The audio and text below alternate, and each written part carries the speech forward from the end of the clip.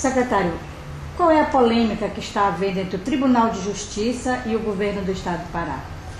A polêmica diz respeito aos números de reintegração de posse. Nós temos números, nós estamos acatando decisões judiciais, aliás, as reintegrações de posse que temos feito, além de serem números maiores que de governos anteriores, têm sido feitos em comum acordo com os juízes das varas agrárias, em contato com o Ministério Público, em contato com a Defensoria Agrária e em contato com os tribunais. Então, a possibilidade de nós podermos explicar no Supremo Tribunal Federal mostrar nossos números é uma coisa que vai acabar sendo uma feliz oportunidade para o Estado do Pará. Portanto, o que nos diferencia é que nós somos contra qualquer tentativa de intervenção do Estado do Pará, porque eu acho que os paraenses podem dar conta de governar o seu próprio Estado. O senhor acredita que o acolhimento do pedido de intervenção é um atentado contra o povo do Pará? Eu não acho que haja risco. A probabilidade do acolhimento de pedido de intervenção é muito baixo. O próprio ministro Gilmar Mendes, há 2 semanas atrás, esteve aqui em Belém e declarou para todos que quiseram ouvir que não via motivo para uma intervenção federal do Pará. Aliás, seria uma coisa absolutamente inédita desde a época da ditadura militar, porque nós não tivemos nenhuma intervenção federal, que aliás é decidida pelo presidente da República, ela é operacionalizada pela presidência da República, nenhuma intervenção federal em nenhum estado, em situações muito mais graves. Nós tivemos assassinato da irmã Dorothy, tivemos assassinato de diversas lideranças camponesas, tivemos o massacre de Eldorado de Carajás, tivemos governadores que mandaram desobstruir pontes do sul do Pará com base em metralhadoras, com base no uso da força, e não se falou de intervenção federal. Tivemos uma queda recorde de desmatamento na Amazônia esse ano, mas já tivemos momentos onde o desmatamento foi recorde aqui no estado do Pará. Grande desmatamento e ninguém falou de intervenção. Então me parece que, nesse caso, não há necessidade, precisaríamos usar os mesmos pesos e as mesmas medidas para tratar situações distintas. O senhor acha qual é o papel da senadora Cátia Abreu, do Democrata, nesse episódio aqui, nesse episódio particular e também da luta pela terra aqui no estado? A senadora Cátia Abreu é uma senadora muito ativa, muito atuante, tem tido um mandato importante na defesa dos interesses de quem ela representa. Ela representa o que há de mais atrasado, o DR, os latifundiários, os grileiros de terra da Amazônia. Então ela representa bem a turma dela.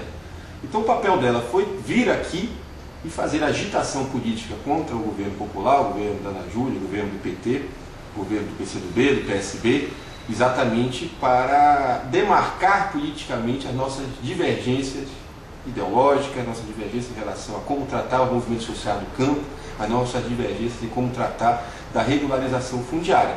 Tem muita gente que não quer que o nosso governo dê certo a partir do sucesso das políticas que nós estamos implementando no campo. Criação de assentamentos estaduais de reforma agrária, zoneamento econômico e ecológico, cadastro ambiental rural, o fim do embargo à carne do Pará a partir do compromisso dos pecuaristas com uma agenda verde, a regularização fundiária a partir do Terra Legal e a partir do Pará Rural e das ações do ITERPA. Tem gente que não quer, porque tem gente que não está querendo vir para a legalidade. E talvez, eu espero que não, a senadora Cátia Abreu represente essa turma. O governo apanha muito da mídia nacional, da mídia local. O senhor acredita que isso é sistemático de oposição ou é um preconceito contra a governadora? Eu acho que tem uma combinação de duas coisas. Eu acho que a governadora hoje apanha menos da mídia, mas nós tivemos muitos momentos de tensão,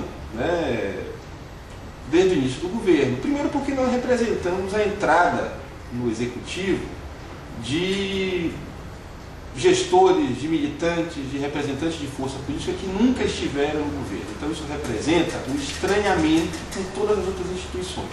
Estranhamento com o legislativo, com o próprio judiciário, com os tribunais de contas.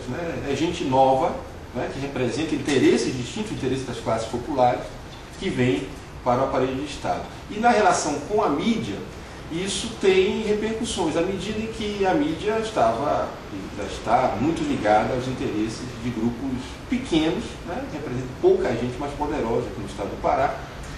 Tivemos momentos de afirmação da TV pública, isso gerou conflitos também, no caso das antenas da Fontelpa, o caso da expansão do sinal da TV Cultura para o interior do estado. Tivemos momentos de conflitos com nossos aliados, né? Isso tem repercussão nos grupos empresariais ligados aos aliados. E temos, obviamente, o problema da mídia ser conservadora. No caso, por exemplo, agora do apagão, né, que estou chamando de apagão, né, que foi uma interrupção pontual de energia elétrica, ainda que significativa. Estão chamando de apagão, quando que na época do Fernando Henrique nós tivemos o racionamento sistemático de energia por meses a fio e a falência do sistema de geração de energia no Brasil. Então estão usando, por exemplo, nesse caso, para bater na Dilma, para tratar com Lula, estão chamando de apagão para duas coisas totalmente distintas. Então há um ranço conservador na mídia, né, não é à toa que muitas das vezes é chamada de partido da imprensa golpista. O senhor acredita que vai sair uma aliança entre o PT e o PMDB para a sucessão da governadora? Eu acredito que sim. É fundamental para o Pará, é fundamental para a estabilidade de qualquer governo, seja o governo do PMDB, seja o governo do PT, no futuro, a aliança desses dois partidos. E isso atende os interesses do PMDB e do PT em nível nacional. Então não é só uma questão local. Tá? As questões que separam o PT e o PMDB de um acordo para marcharmos juntos nas eleições do ano que vem são pequenas comparadas com aquilo que está à nossa espera no futuro. Né? A possibilidade de mais 4 anos à frente do Executivo Estadual, a possibilidade de implementar uma políticas públicas que mudem a cara desse Estado. Há um movimento no governo federal, um movimento na direção nacional do PMDB. Eu acredito que existe assim, plenas condições para que isso ocorra. Mas aqui, a governadora Ana Júlia e o deputado federal Jader Barbalho têm conversado nesse sentido? A aliança está se fechando? Porque o que a gente vê é exatamente o contrário nos veículos de comunicação ligados ao deputado. Existe um grau de animosidade muito grande por parte do Diário do Pará, da RBA, em relação ao nosso governo. Né? A governadora, nas conversas que teve com o deputado Jader, já fez essa reclamação. Né? A resposta do deputado tem sido que ele não tem um nível de controle sobre seus meios de comunicação, porque eles têm um grau de autonomia em relação às suas vontades, à sua orientação política. O PMDB ainda está no governo? O PMDB está no governo, na Coab, na COSAMPA, na Junta Comercial, no DETRAN, na CEOP, na Paratur. Controla 2/3 do PAC. Recentemente nós passamos para a Coab, por exemplo, a gestão do Tucunduva.